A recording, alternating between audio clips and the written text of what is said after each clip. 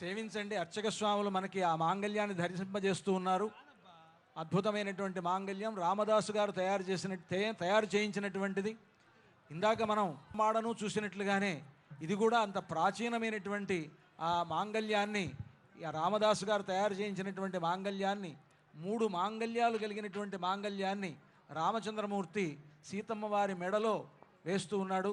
ఇది అద్భుతమైనటువంటి సన్నివేశం. మనందరి యొక్క భాగ్య విశేషం వలన ఇటువంటి ఒక గొప్ప సన్నివేశాన్ని మనం చూడగలుగుతూ ఉన్నాం. అందరికీ అన్ని వైపులా అర్చక స్వాములు ఆ మాంగళ్యాన్ని దర్శింపజేస్తున్నారు. అంతా కూడా సేవించండి.